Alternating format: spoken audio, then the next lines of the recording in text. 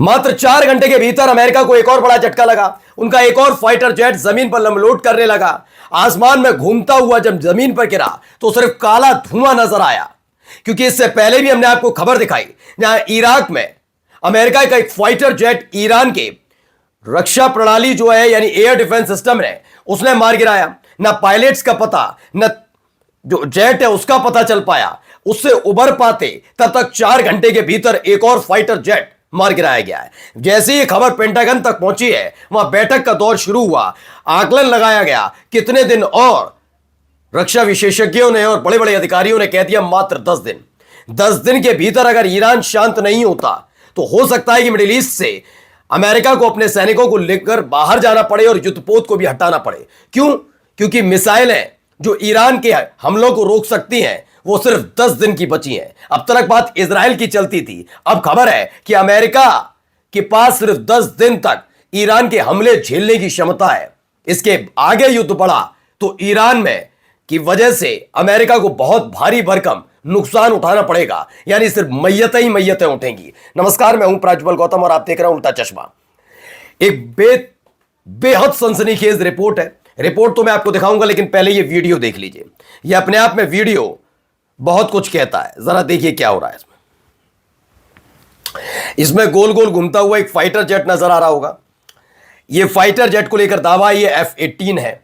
अभी थोड़ी देर पहले मैंने आपको एक खबर दिखाई थी जिसमें इराक वाली खबर थी। कुवैत वाला तो पता ही है आपको कि कितने फाइटर जेट मार गिराए गए।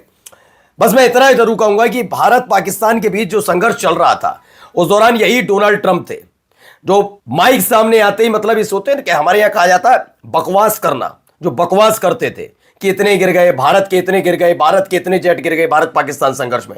हमारे बाद में गिन लेना मेरे भाई, जरा अपने वाले बता दो कि मात्र 7 दिन में अपनी कितनी मजम्मत और फजीयत करा चुके हो, क्योंकि तुम्हारे तो हथियार उन्नत तकनीक से लैस है ना। देखिए ये है इनके फाइटर जेट तो झेल नहीं पा रहे ईरान को, और ये दुनिया का सबसे शक्तिशाली देश होने का दावा करता है।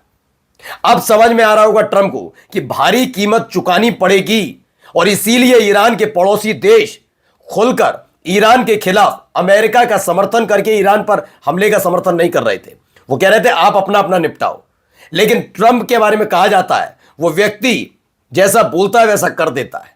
उस आदमी को फर्क नहीं पड़ता, उसकी सारा खामियाजा अमेरिकन सैनिकों को उठाना पड़ रहा है या अमेरिका के टैक्स पेयर को। देखिए एक एक जहाज गिरा। दावा क्या है? शुरुआती रिपोर्ट के मुताबिक कुवैत के ऊपर एक और अमेरिकी विमान संभवतः F-18 को मार गिराया गया है। एक और 4 घंटे में दूसरा अमेरिकी जेट है, क्योंकि इससे पहले मैंने ये वीडियो आपको दिखाई थी। ये पायलट की आखिरी वीडियो निकल कर आई, उसके बाद पायलट नजर नहीं आया। देखिए तो ये फाइटर जेट है, उसका पायलट था जो पैराशूट के जरिए उतरा था। ये खबर मैंने आपको दिखाई थी। उसके 4 घंटे बाद F-18 की आ गई। ये बसरा पुलिस कमांड ने अल जजीरा को पुष्टि की कि ईरान के जो एयर डिफेंस सिस्टम है उसकी तरफ से गिराए जाने के बाद इराक में एक अमेरिकी लड़ाकू विमान दुर्घटनाग्रस्त हो गया है। पायलटों की तलाश की जा रही है।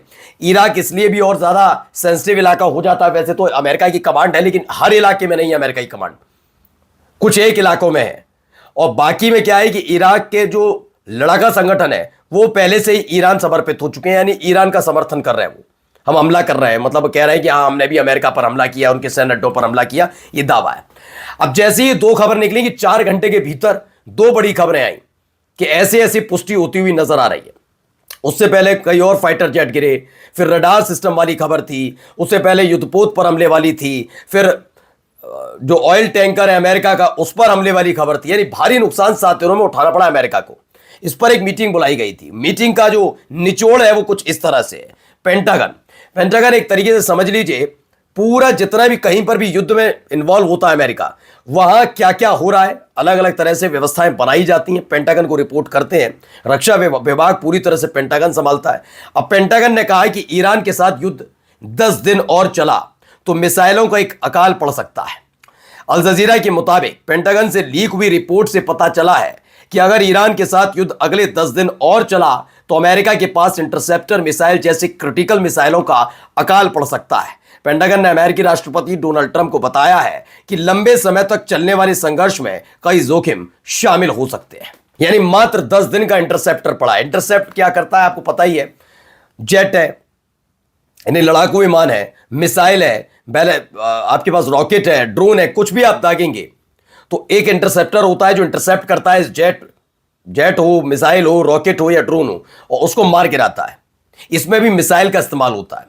इसमें भी खास बात यह है दोस्तों कि शाहिद ड्रोन $36,000 का, यानी लाखों का उसे मान लीजिए। आप जानते हैं एक शाहिद ड्रोन को मार गिराने के लिए अमेरिका को कितने पैसे खर्च करने पड़ रहे हैं?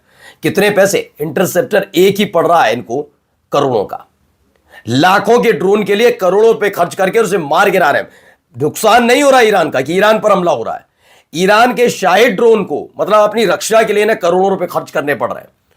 देखा जाए तो सस्ते में ईरान दहला रहा है पूरे के पूरे मिडिल ईस्ट को। अब इसने उन्हें कह दिया है कि बचेगा ही नहीं। हम हमला तो बाद की बात सोचे कि ईरान पर हमला करेंगे अगला, हम खुद बच जाए बहुत बड़ी बात है। और अगर ये 10 दिन के भीतर ईरान का गुस्सा शांत नहीं कर पाए तो अमेरिका का बोरिया बिस्तरा बंधने जा रहा है। क्योंकि अभी मैंने खबर भी दिखाई, 4 देशों ने गुपचुप बैठक भी कर ली। वो अब कई तरह की जो डील थी अमेरिका के साथ उसे खत्म करने जा रहे हैं। इस डील में सबसे महत्वपूर्ण बात थी कि अमेरिका ने इसी शर्त के साथ इन देशों में अपने बेस कैंप बनाए थे कि अगर जरूरत आगे पड़ी तो हम आपकी रक्षा करेंगे। लेकिन फिलहाल इनकी नाराजगी है कि सारी रसद इजराइल को बचाने में लगा रखा है। अब आगे देखिए खबर, एक ये वीडियो भी निकलकर सामने आई है। एक क्लस्टर बम की वीडियो है, पहले देखते चलिए।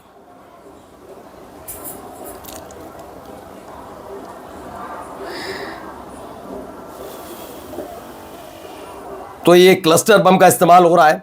इसमें बताया गया है कि इजराइल में बैलिस्टिक मिसाइल हमले के दौरान ईरान अब क्लस्टर वॉरहाइड का इस्तेमाल कर रहा है, जिससे निकली सब म्यूनिशन के गिरने का वीडियो भी सामने आया। आईडीएफ के मुताबिक ईरान ऐसे बैलिस्टिक मिसाइलों का इस्तेमाल कर रहा है जिनके वॉरहाइड हवा में खुलकर करीब 20 छोटे विस्फोटक गोले गिराते हैं, जिनमें प्रत्येक में लगभग 2.5 किलोग्राम का विस्फोटक होता है और ये लगभग 8 किलोमीटर क्षेत्र में फैल सकते हैं, ऐसा दावा वहां पर किया जा रहा है। वहीं तेल अवीव पर हुए एक और बड़े हमले की तस्वीर आप जरा देख लीजिए, हालत क्या है ये देखिए।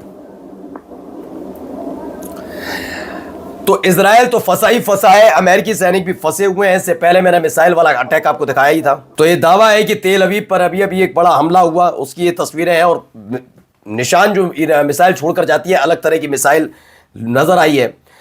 अब इसमें एक वीडियो है, पहले वीडियो देखिए। एक बड़ी लंबी चौड़ी इमारत आपको दिख रही होगी, उसकी हालत फिलहाल क्या हो गई, मलबा ही मलबा सड़क पर पड़ा हुआ है। इस मलबे के बीच आप जरा देखिए हालात क्या है कि अलग मतलब पूरी तरह से इमारत तो बर्बाद नहीं हुई, लेकिन एक प्रॉपर हिस्सा बहुत खराब हुआ है। अब देखिए, ये देखिए, इसको लेकर दावा किया जा रहा है कि अमेरिकी ठिकानों पर अचानक हुए हमलों की वजह से हजारों अमेरिकी जो अधिकारी हैं, मतलब सैन्य अधिकारी और मोसाद सदस्य अपने सहयोगी खाड़ी देशों में भाग गए और आवासीय भवनों और होटल्स में छिप गए।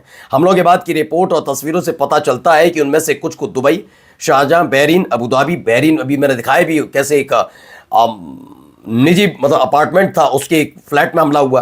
अबू धाबी और रियाद के होटल्स, फ्लैट्स और कमरों में निशाना बनाया गया था। और उसी ने बेचैन भी किया है कि अमेरिका को कि क्या दूसरी रणनीति अपनाई जाए, फिर से डील चिल्लाया जाए। क्योंकि यह भी एक खबर है कि इस पूरे हमले के बाद सऊदी अरब, संयुक्त अरब अमीरात यानी कि यूएई, कुवैत और कतर अमेरिका के साथ डील तोड़ने जा रहे हैं, अनुबंध तोड़ सकते हैं, समझौता, और भविष्य में अमेरिका में निवेश करने की प्रतिबद्धताओं को रद्द करने पर भी चर्चा कर रहे हैं।